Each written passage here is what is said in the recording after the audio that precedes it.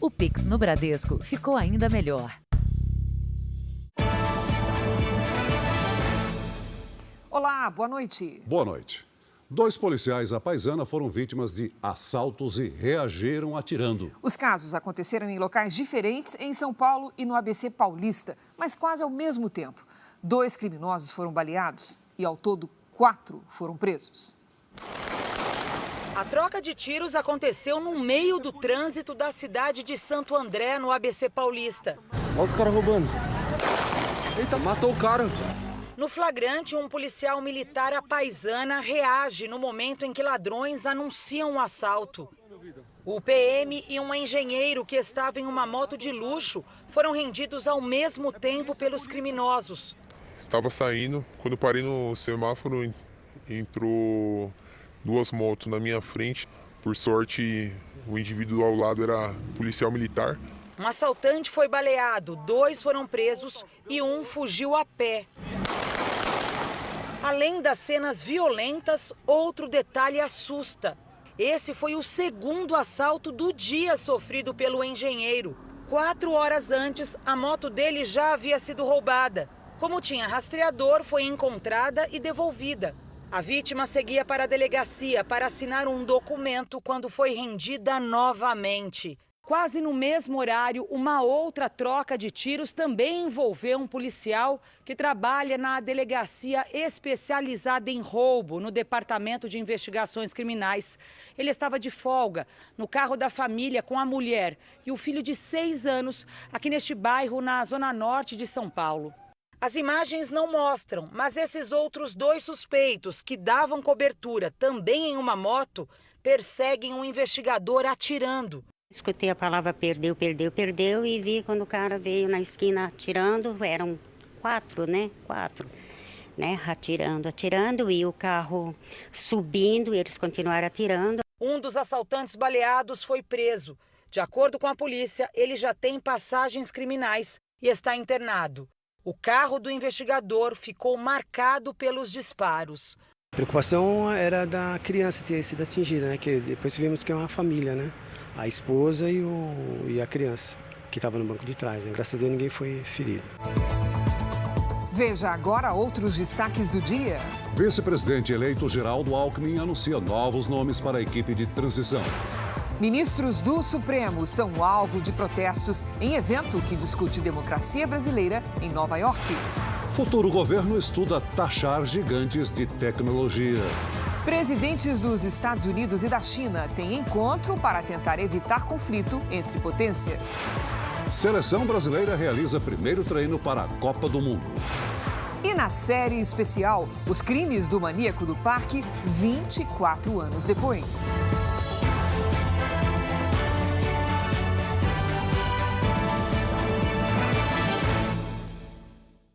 Oferecimento: cartões Bradesco, muito mais benefícios.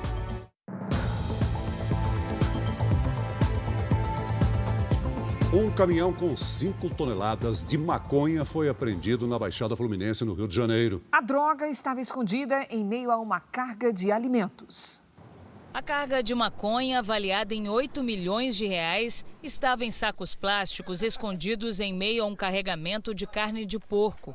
Uma tentativa de disfarçar o cheiro. Após 4 dias de viagem, o motorista do caminhão, Magno André Herck, foi preso em flagrante na rodovia. Segundo a polícia, a droga que vinha de Toledo, no Paraná, tinha como destino o Complexo da Penha, na zona norte do Rio. De lá, seria distribuída em comunidades do centro e da zona norte, principalmente nos morros do Falé Fogueteiro e na comunidade do Jacarezinho. Isso aí é um carregamento para essas 3 comunidades aí envolvidas nessa logística, de 15 a 20 dias de material entorpecente ali para comercialização.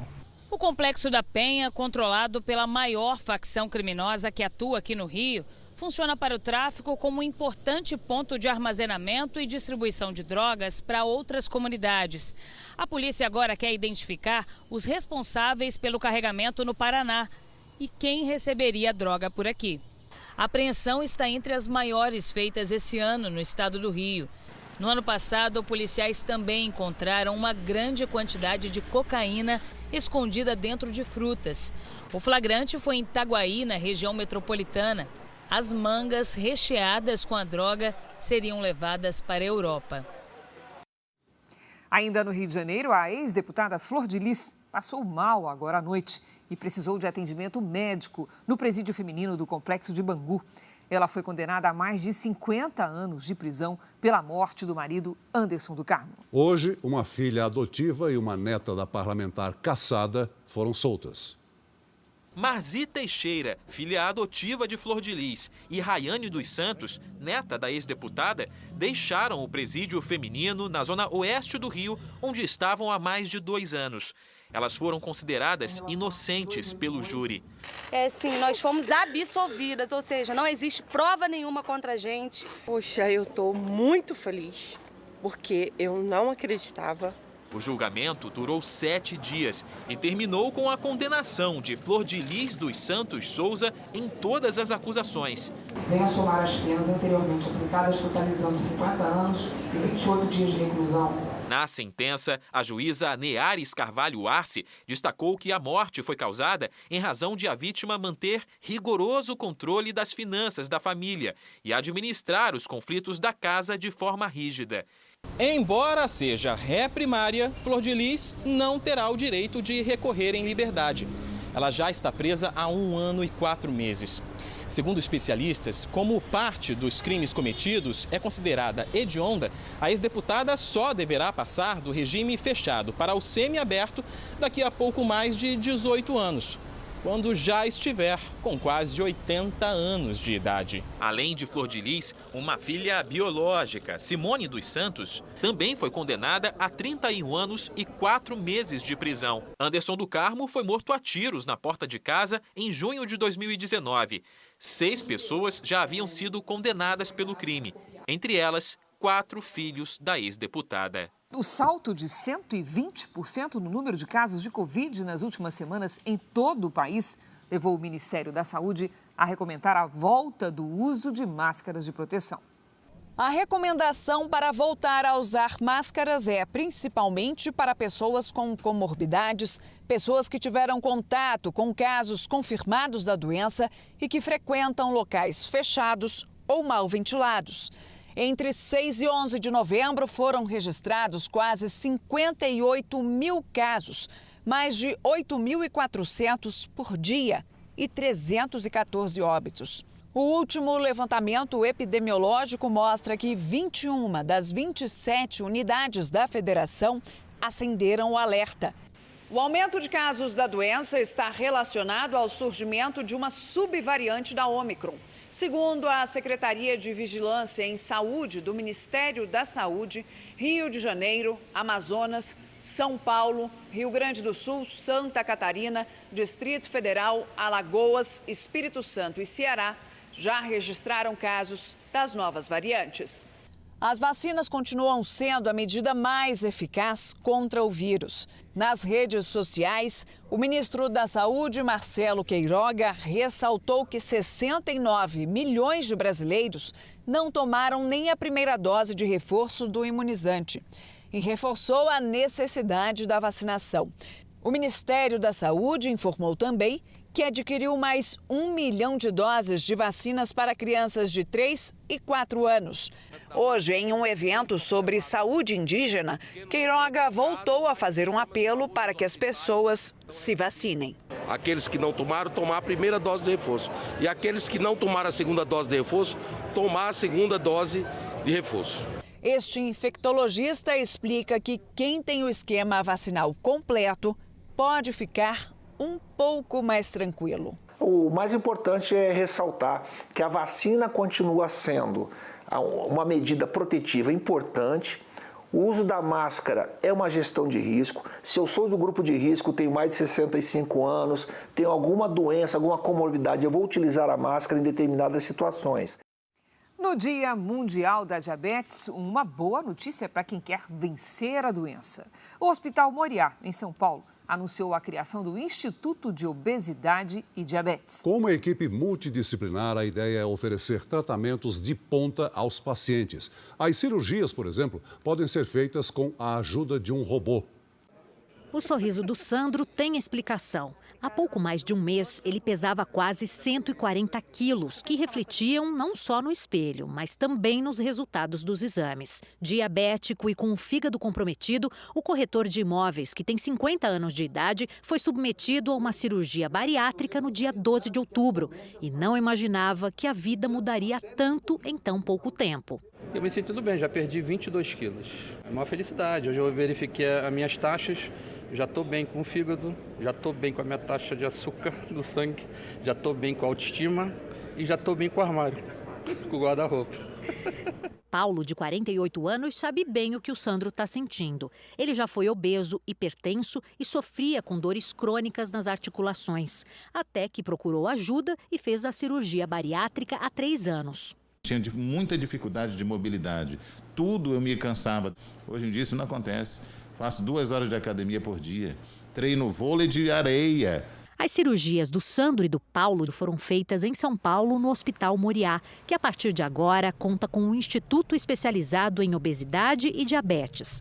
Durante a cerimônia de lançamento, médicos renomados de várias áreas apresentaram técnicas cirúrgicas e tratamentos que serão oferecidos pelo Instituto. Um dos destaques é este robô controlado pelo cirurgião durante as operações. Esse robô ele é imprescindível para esses pacientes muito pesados, pacientes acima de 150 quilos, 200, temos pacientes 230.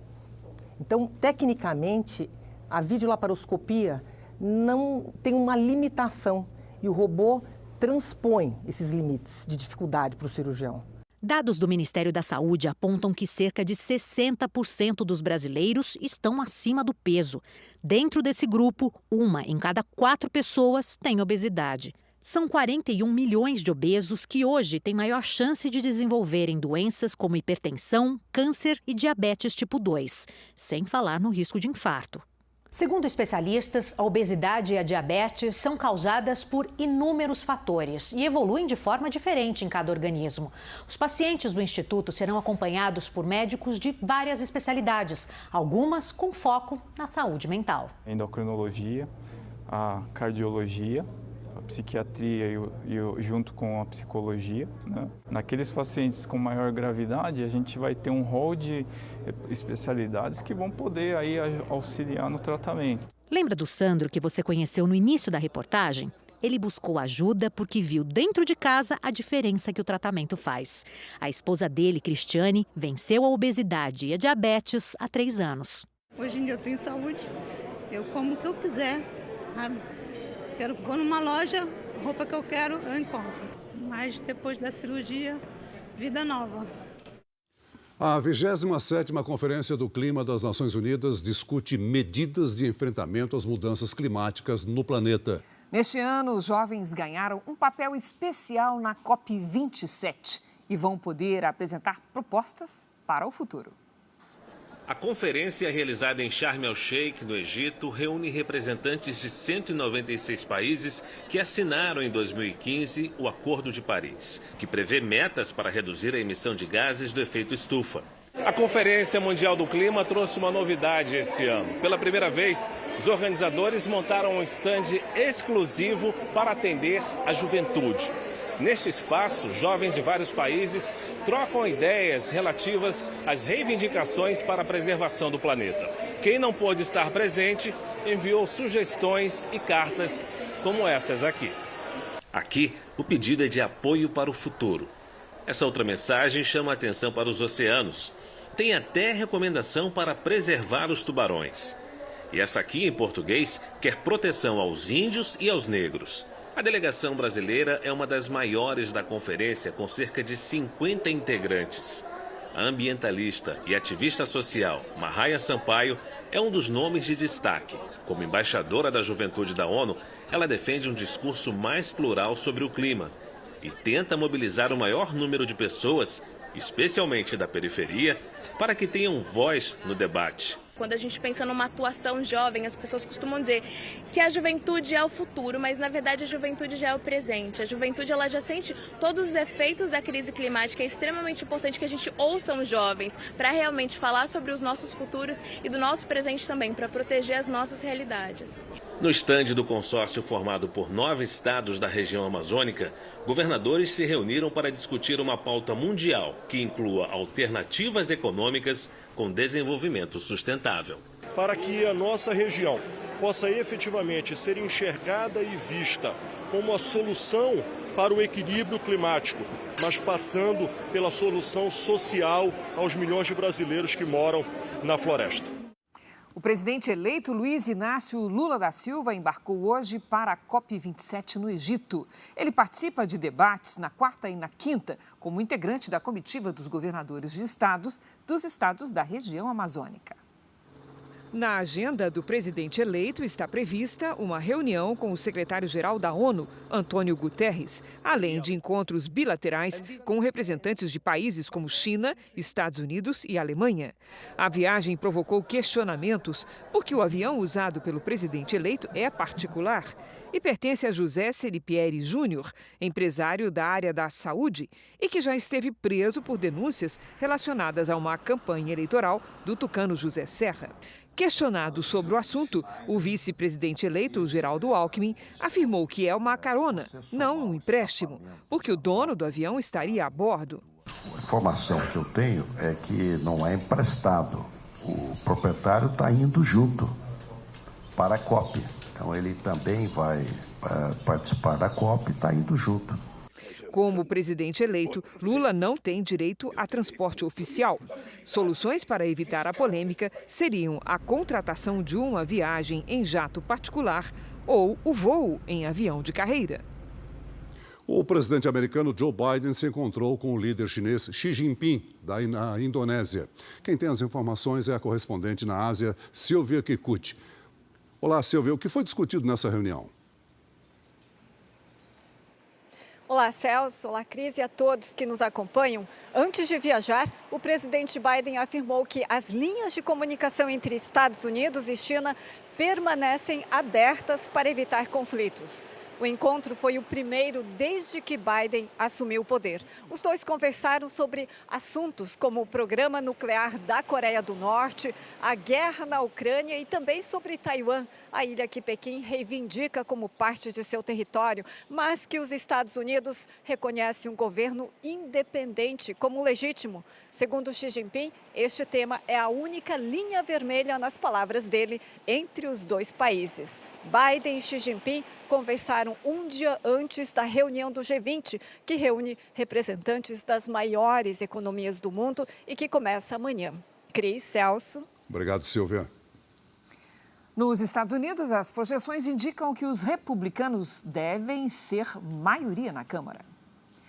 Até agora, o partido tem 212 deputados eleitos contra 204 democratas. E para ter maioria, é preciso alcançar 218, ou seja, apenas mais 6. Já no Senado, os democratas conquistaram 50 das 100 cadeiras, como a vice-presidente americana Kamala Harris acumula a função de presidente do Senado e é democrata, o partido tem a maioria garantida. A previsão é que a apuração termine ainda nesta semana. O presidente da Ucrânia, Volodymyr Zelensky, visitou hoje a cidade de Kherson, recém-conquistada pelo exército ucraniano, após meses de dominação russa. Na visita não anunciada, Zelensky cantou o hino ucraniano e entregou prêmios aos soldados. O presidente afirmou que este é o início do fim da guerra. A reconquista da cidade é o maior feito do exército ucraniano após 8 meses da invasão russa. Apesar das tropas de Putin terem se retirado, Kiev alerta aos moradores que sejam cautelosos. O Irã sentenciou à morte um manifestante em meio a uma onda de protestos que tomou conta do país. Os atos, que já duram quase 2 meses, começaram após uma jovem morrer depois de ser presa por não usar o véu cobrindo completamente os cabelos, como manda a lei islâmica. É a primeira condenação à morte de alguém preso depois de participar dos atos contra o regime iraniano. A condenação só foi possível porque o parlamento do país aprovou uma lei que permite a pena máxima para punir manifestantes. Segundo organizações não governamentais de direitos humanos, 15 mil pessoas foram detidas ao protestar. De volta ao Brasil, a semana começou com muita chuva em grande parte do país. Boa noite para Mariana Bispo hoje, Mari. Previsão do tempo para esse feriado? Vem mais chuva por aí, hein, Cris? Boa noite para você, boa noite, Celso. Boa noite a todos que nos acompanham. Nas imagens de satélite aqui no nosso telão, observamos muitas nuvens em quase todo o país. E uma nova frente fria chega à região sudeste. No Rio Grande do Sul, alerta para ventania causada por um ciclone que age no oceano. No Rio de Janeiro, do Rio de Janeiro ao Amazonas, risco de temporais com rajadas de vento que podem atingir aí 80 km por hora. Nas áreas em amarelo aqui do nosso mapa, também pode ter chuva forte com raios. Há possibilidade de chuva com granizo no norte de Mato Grosso, no Acre, no Espírito Santo, em Minas Gerais e também no Rio de Janeiro. Na zona da Mata Mineira e na região serrana do Rio de Janeiro, risco de alagamentos, transbordamentos de rio e deslizamentos. Muita atenção. Nas áreas mais claras aqui do nosso mapa, aí sim, tempo firme. Em Florianópolis, sol com máxima de 29 graus. No Rio de Janeiro, chuva forte, faz 31. Em Campo Grande, sol e calor de 30 graus. Em João Pessoa, sol e chuva, faz 30 graus. Aqui na capital paulista, a terça vai ser de sol com chuva, mas para o fim da tarde. Máxima de 27 graus amanhã. Tempo Delivery. O Reginaldo é da cidade de Entrefolhas, Minas Gerais. Perfeito, e a gente responde. Obrigada, Reginaldo. Nos próximos dias, sol e chuva a qualquer hora do dia aí na sua cidade. As máximas ficam entre 25 e 29 graus. Previsão personalizada para qualquer cidade do Brasil, você já sabe, né? É aqui no nosso Tempo Delivery. Mande seu pedido pelas redes sociais com a nossa hashtag #VocêNoJR. Cris, Celso. Obrigada, Mari. Bom feriado. Bom feriado. Até amanhã, Mariana. Veja a seguir. Seleção brasileira faz primeiro treino para a Copa do Mundo e 2 jogadores se atrasam. E veja também, tempestades de verão lançam um alerta para ocupações em áreas de risco que triplicaram no Brasil em quase 40 anos.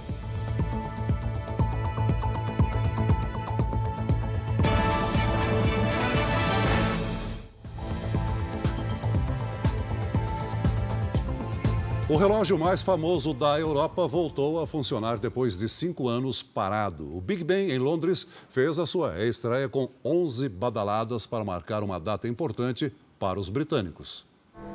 Eram 11 horas em ponto quando os sinos começaram a tocar no domingo. Lá embaixo, milhares de pessoas acompanharam o momento. A sequência de 11 badaladas marcou o início dos 2 minutos de silêncio em respeito aos que perderam a vida nas guerras mundiais e outros conflitos.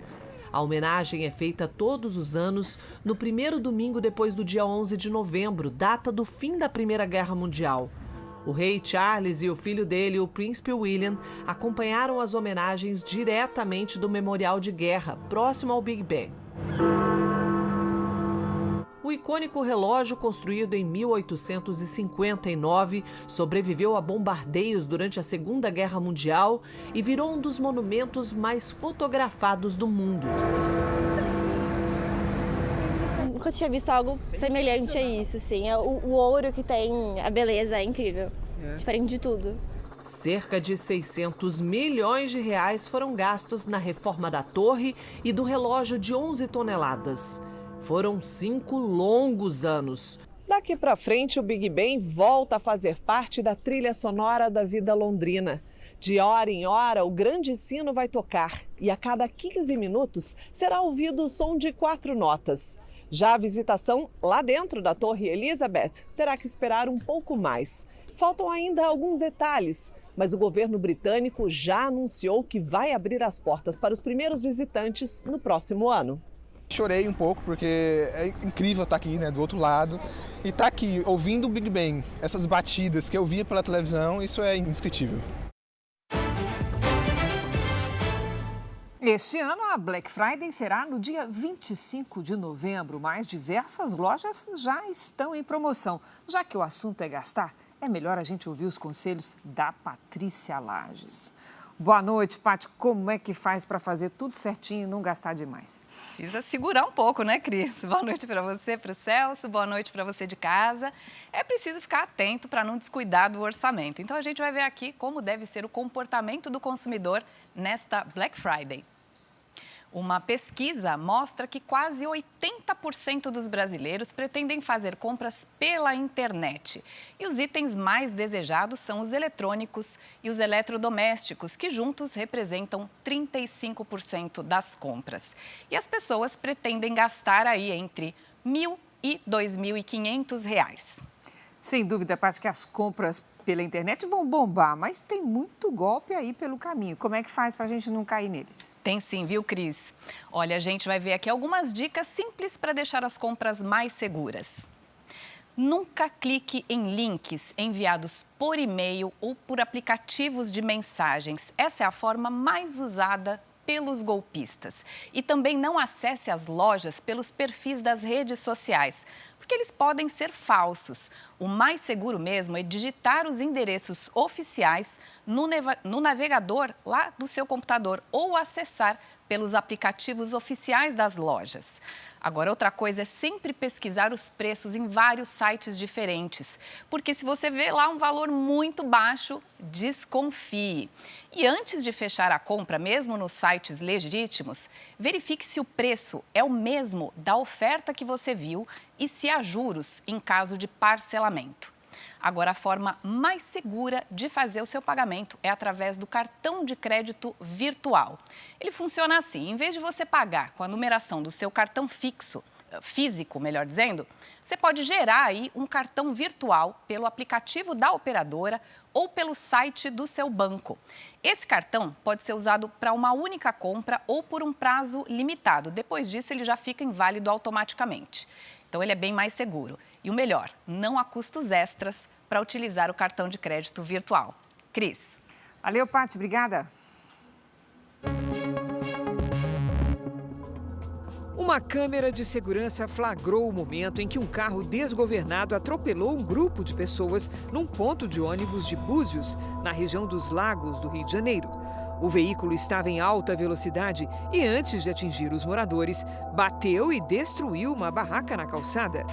2 pessoas ficaram feridas sem gravidade. O motorista, que não prestou socorro, está sendo procurado pela polícia. Dados divulgados pela ONU mostram que, de cada 8 habitantes do planeta, 1 mora em comunidades em áreas de risco ou em casas inadequadas. No Brasil, a maior preocupação é com as chuvas. A Defesa Civil Nacional monitora quase 900 cidades que têm moradias nessas condições. O seu Nelito sobreviveu a um deslizamento de terra. 7 pessoas da família dele não tiveram a mesma sorte. 9 meses depois da tragédia, que deixou 18 mortos em Franco da Rocha, na Grande São Paulo, o seu Nelito ainda vive no mesmo lugar. Ele recebe um auxílio para pagar o aluguel e aguarda a entrega de um apartamento popular. A área considerada de risco está em obras para evitar novos soterramentos. Diz que vai sair os apartamentos, começar o próximo mês que vem. Nos últimos 40 anos, as ocupações em áreas de risco triplicaram no país. Ao menos 900 cidades brasileiras têm cenários assim. Terrenos invadidos, cortados por córregos, rodeados por barrancos, que ao longo do tempo se transformaram em comunidades. Só no estado de São Paulo, a Defesa Civil monitora 177 municípios com áreas sujeitas a deslizamentos de terra e enchentes, principalmente no período entre dezembro e março. São emitidos boletins diários, boletins meteorológicos para os municípios, para que eles possam atuar diante dessa previsão de chuvas na sua região. No final de semana, a Defesa Civil Nacional começou a enviar mensagens por celular com alertas para desastres naturais. A chegada do período chuvoso na região sudeste preocupa especialmente a população que mora nas encostas. Solo muito frágil, com riscos de deslizamento, rolamento de rocha, mas também nas várzeas, nas margens de rios, córregos, lagos, represas que sofrem com inundações, enchentes e enxurradas. A cada 8 pessoas no mundo, uma vive em condições inadequadas, de acordo com a Organização das Nações Unidas. A Vivi é uma delas. Para chegar em casa, ela atravessa passarelas improvisadas sobre um córrego, que costuma transbordar quando chove. O barraco onde vive com 8 filhos e o marido foi erguido praticamente dentro da água. A família não tem renda, nem expectativa de sair. A única previsão que ela faz, sem receio de errar, é que logo mais chegam as chuvas de verão. Dá medo, né? Com esse monte de criança cair, se vai todo mundo no rio, vai todo mundo ficar vivo. O Ministério do Desenvolvimento Regional, que cuida das políticas de habitação, informou que desde 2019 foram entregues mais de 1.400.000 unidades habitacionais por meio do programa Casa Verde Amarela. Os beneficiados são famílias de baixa renda. A ponte Rio-Niterói está fechada por causa de um acidente que aconteceu agora à noite com um navio que bateu na estrutura. O repórter Pedro Paulo Filho tem as informações direto do Rio. Boa noite, Pedro Paulo. Qual é a situação neste momento? Oi, Cris. Uma boa noite para você e a todos. Olha, os reflexos desse fechamento já podem ser sentidos nos principais vias expressas que dão acesso à ponte Rio-Niterói, como aqui o elevado do gasômetro e também a Avenida Brasil. Esse acidente aconteceu após uma mudança brusca do tempo na região metropolitana com ventos muito fortes. O navio que estava à deriva, ou seja, sem ninguém para pilotá-lo quando aconteceu. Motoristas que passavam pela ponte registraram o momento em que a embarcação toca uma pilastra de sustentação. Segundo eles, a ponte chegou a balançar. 3 rebocadores foram deslocados para tentar resgatar o navio. A Guarda Portuária e a Polícia Rodoviária Federal estão aqui no local, assim como engenheiros que estão avaliando as condições da estrutura. E só depois disso é que o trânsito vai poder ser liberado. Lembrando que amanhã é o último dia de feriadão e isso pode impactar a volta para casa. Cris e Celso. Obrigada, Pedro Paulo. Uma investigação tenta identificar as pessoas que se aproveitaram da comemoração dos títulos do Flamengo para quebrar lojas e furtar produtos no Rio de Janeiro. Portas e janelas quebradas. Na fachada desse prédio, as marcas do vandalismo. Esse foi o cenário que os comerciantes do centro do Rio encontraram nesta segunda-feira, depois da comemoração do Flamengo pelos títulos na Libertadores e Copa do Brasil. O que era para ser só festa acabou em violência. Nos vídeos que circulam nas redes sociais, é possível ver criminosos saindo dos estabelecimentos carregando aparelhos eletrônicos. Televisão, caixa de som e até um ar-condicionado foram levados. Além das lojas depredadas e saqueadas, mais de 30 pessoas ficaram feridas durante a confusão aqui no centro da cidade. Entre elas, um guarda municipal e 7 policiais militares.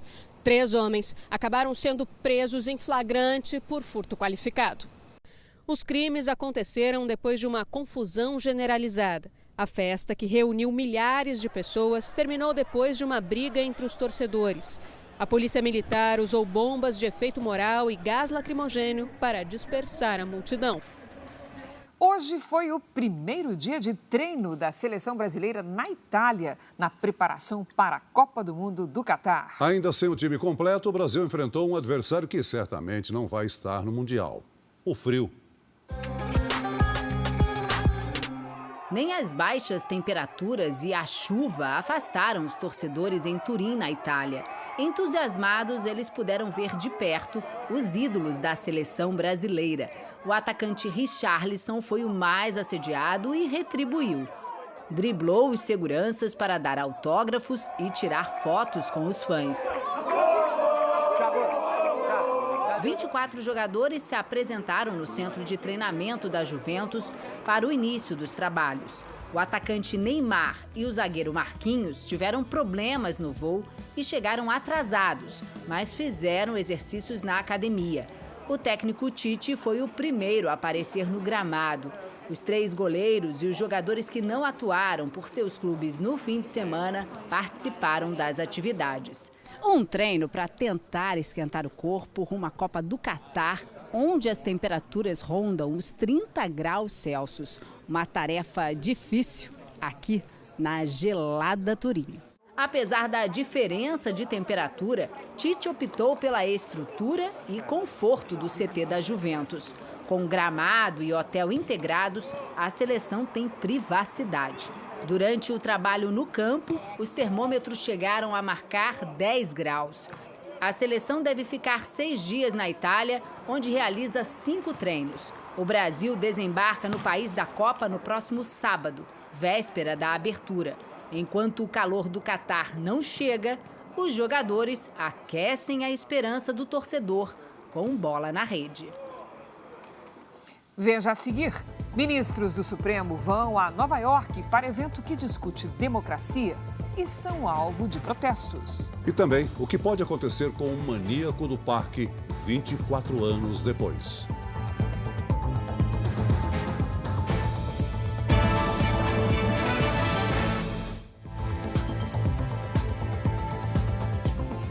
A equipe de transição do presidente eleito Lula avalia cobrar impostos das empresas de tecnologia. Hoje, o vice-presidente eleito Geraldo Alckmin anunciou mais nomes dos grupos de trabalho. O anúncio dos novos nomes, que vão compor os grupos técnicos da transição, foi em São Paulo. O vice-presidente eleito, Geraldo Alckmin, anunciou um por um os mais de 60 nomes que vão fazer parte dos grupos de trabalho da educação, do esporte, das cidades, da juventude, cultura e da infraestrutura. Entre os nomes anunciados estão atletas famosos, como a ex-jogadora de vôlei, Ana Moser, e o ex-jogador de futebol, Raí.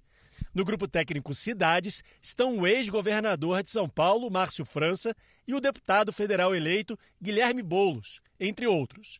No grupo técnico Educação também está a educadora Neca Setúbal. Nós vamos receber na quarta-feira um relatório completo do presidente do TCU, o Bruno Dantas. Então, o trabalho desses grupos são fazer essa preparação da transição para o novo governo. Os médicos Roberto Calil Filho, Ludmila Ajar e Miguel Cirugi foram convidados a dar sugestões, mas não fazem parte do grupo de transição. Na quarta-feira, Alckmin deve anunciar os nomes de outras equipes técnicas, como a da saúde. A equipe de transição também anunciou hoje que estuda tributar as empresas de tecnologia e as gigantes da internet. A ideia é que seja feito um estudo para viabilizar técnica e juridicamente meios para que essas empresas passem a pagar impostos, como fazem as outras empresas de comunicação no Brasil. São exemplos de empresas de tecnologia a Meta, dona do Facebook, e o Twitter, entre outras. Ex-ministro das Comunicações do segundo governo Dilma Rousseff e integrante da equipe de transição, Paulo Bernardo acredita que é preciso cobrar das empresas de tecnologia e internet, como fez a Europa há alguns anos. Para ele, a situação atual é injusta com as outras empresas de comunicação, que fazem grandes investimentos na estrutura e acabam arcando sozinhas com os impostos. Você tem que montar a estrutura, paga imposto e tem uma empresa que usa da mesma forma e não paga. Então, acho que isso vai ter que ser pensado. Empresa grande, empresa pequena, o imposto pode chegar a 40%. E as grandes, os gigantes da internet não pagam nada. Então, com certeza tem um problema. E a Europa, nesse período, fez políticas de tributação das gigantes, o Google, o Facebook, todo mundo agora paga. Eu acho que nós temos que avaliar aqui no Brasil como é que está isso. Uma conferência em Nova York reuniu hoje ministros do Supremo, políticos e mais de 200 empresários para discutir a democracia brasileira. 2 ministros do Supremo foram alvos de manifestantes insatisfeitos com a condução do processo eleitoral pela Justiça. O ex-presidente Michel Temer abriu o evento. Temer disse que, independente de posições políticas, o respeito às leis é fundamental. O país terá paz, tranquilidade, quando todos passarem a cumprir rigorosamente a Constituição e pregá-la, divulgá-la. A mesa de debates reuniu ainda ministros do Supremo Tribunal Federal. O presidente do Tribunal Superior Eleitoral, Alexandre de Moraes, criticou o uso irresponsável das redes sociais na divulgação das fake news. Moraes também defendeu uma regulamentação para o setor e sugeriu penalizar as empresas de tecnologia por permitir postagens que incentivem a violência. Não é possível que nós não tenhamos consciência que a desinformação, discurso de ódio, discursos preconceituosos, discursos agressivos nas redes sociais vêm corroendo a democracia. O evento, promovido pelo grupo de líderes empresariais, foi marcado também por protestos do lado de fora. Em uma das imagens é possível ouvir as vaias, enquanto o ex-presidente Temer caminha do lado de dentro. Em outro vídeo, vemos o ministro Luiz Roberto Barroso ser abordado por uma manifestante. Olha só quem está aqui. Como é que vai, senhor juiz? Muito bem, senhora. É? Muito feliz pelo Brasil. Ah, tá bom. Mas nós vamos ganhar essa luta, hein? Nós vamos ganhar essa luta. O senhor tá entendendo? Que a gente vai ganhar essa luta? Tá bom? Cuidado, hein? O povo brasileiro é maior do que a Suprema Corte. Tá bom? Você não vai ganhar o nosso país. Foge! Isso mesmo, foge! Não seja grosseira. Foge! Calma, senhora. Não, foge! O presidente do TSE, Alexandre de Moraes, foi hostilizado em um restaurante. Aí, ó, gastando dinheiro brasileiro. Absurdo, gente. Amanhã, o encontro reúne economistas e políticos. Entre eles, o presidente do Banco Central, Roberto Campos Neto, e o governador de São Paulo, Rodrigo Garcia. Eles discutem os caminhos da economia para 2023. Em nota, a presidente do Supremo Tribunal Federal, ministra Rosa Weber, repudia os ataques sofridos por ministros da Corte e afirmou que a democracia, fundada no pluralismo de ideias e opiniões, é incompatível com atos de intolerância e violência, inclusive moral, contra qualquer cidadão. 2 semanas após o segundo turno, manifestantes contra o resultado das eleições continuam concentrados em várias cidades do país. No Rio de Janeiro, a manifestação aconteceu em frente à sede do Comando Militar do Leste. Há barracas e distribuição de alimentos. Em Porto Alegre, nem mesmo a chuva da última madrugada dispersou grupos reunidos na área do Comando Militar do Sul, no centro histórico da cidade. Em Brasília, o protesto é realizado em frente ao quartel-general do Exército. Na região foram montados abrigos improvisados e tendas com cozinha. Durante o final de semana, o movimento em Brasília foi intenso. Muitas famílias estiveram no local e prometeram voltar nesta terça-feira, feriado em comemoração à proclamação da República. Agora, nossa série especial. Durante esta semana, nós vamos mostrar histórias chocantes da década de 90 que fizeram os brasileiros pararem na frente da televisão. Na primeira reportagem, o patinador que seduzia e matava as mulheres no meio do mato. Francisco de Assis Pereira ficou conhecido como o maníaco do parque.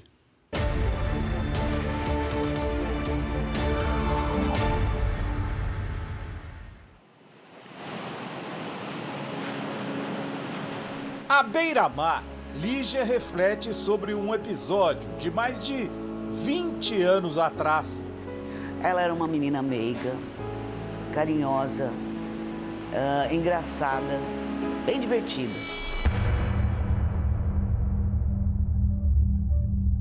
Ela era Raquel, prima de Lígia, a primeira vítima do maníaco do parque a ser encontrada morta na mata.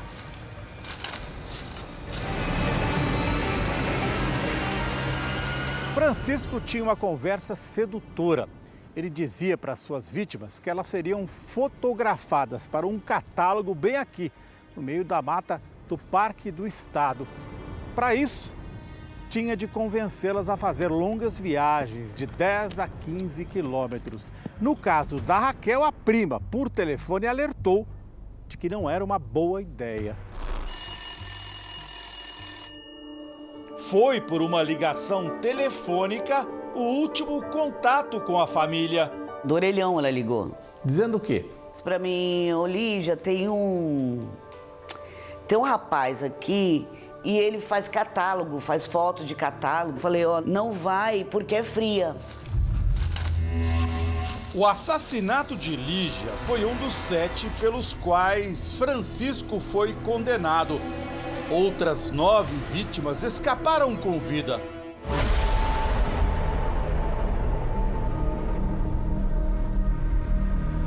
O maníaco tentou atrair dezenas de outras mulheres. Uma delas tomou um esbarrão quando caminhava pelo centro de São Paulo.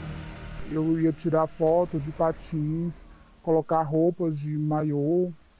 Eu falei que não sabia andar de patins. Ele disse, não tem problema, você não precisa saber andar, você vai tirar só as fotos.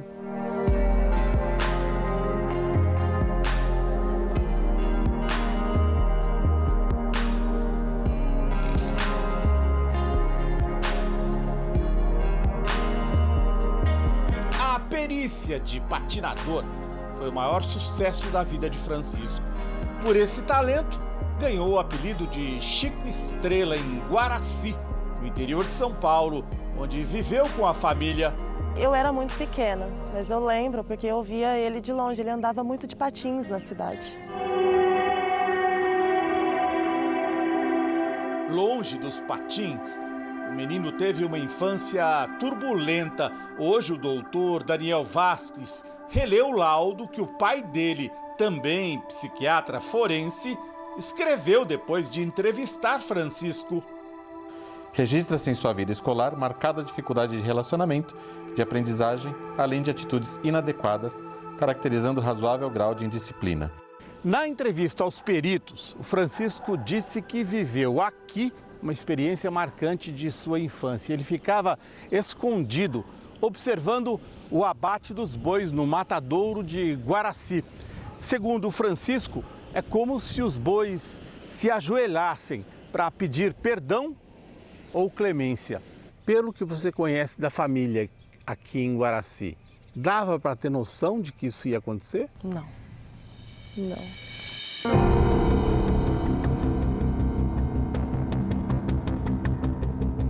A primeira acusação de tentativa de estupro contra Francisco foi feita em São José do Rio Preto, quase 3 anos antes dele ser preso e ficar claro que se tratava de um assassino em série de mulheres. Não se falava muito em feminicídio, né? Não, hoje sim, hoje está em alta, é um assunto que falam bastante, mas antigamente não. O feminicídio, ele foi inserido como uma qualificadora do crime de homicídio e ele é visto como um crime de ódio. A prática de um crime contra as mulheres, ele não é problema daquela vítima específica, ele afeta todas as mulheres, toda a sociedade. Os corpos das vítimas do Francisco foram encontrados próximos uns dos outros. Logo, a perícia começou a revelar detalhes bizarros, como marcas de mordidas em alguns deles, que o próprio Francisco explicou em uma entrevista. Um motoboy, Francisco de Assis Pereira, ficou conhecido como o maníaco do parque. E aí acontecia o desejo, né? Aquela forma maldita de querer pegar a pessoa e o inimigo dentro, gerando dentro de mim, essa não escapa, se você levar ela, se ela falar assim, vou devorar ela viva. Não era nem a prática sexual, era uma coisa muito canibal, né? De morder a carne. Morder é uma das coisas mais primitivas que a gente tem.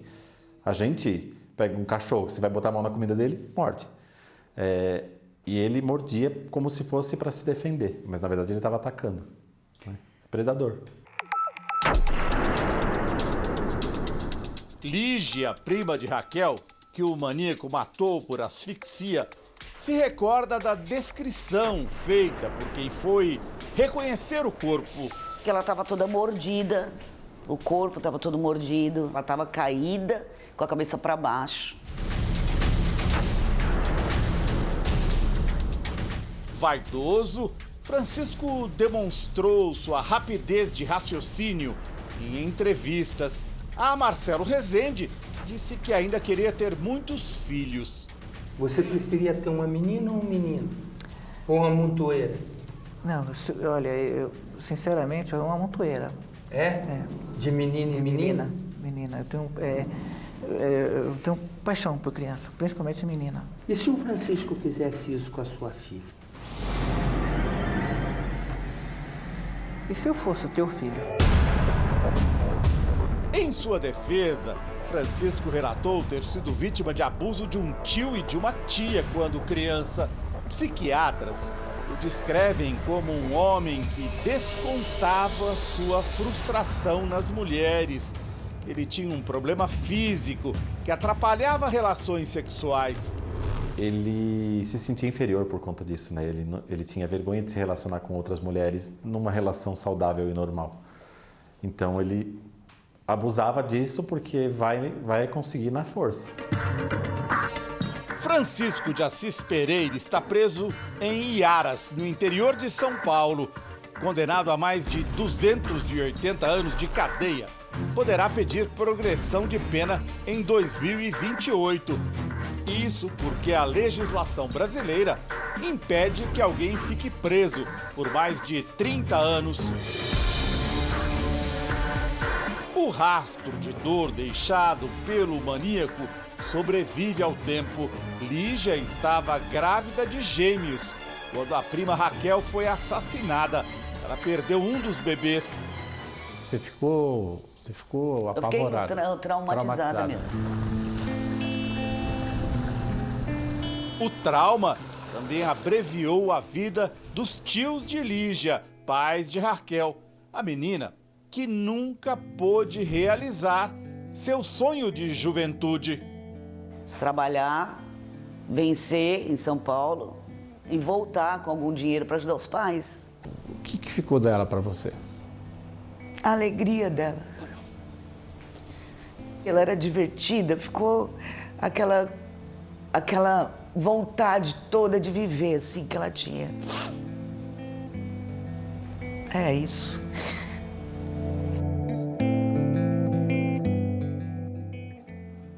Essa edição termina aqui e à 00:30 tem mais Jornal da Record. Fique agora com o episódio especial de Reis e logo após Amor Sem Igual, tem Prova de Fogo em A Fazenda. Ótima noite para você. Boa noite.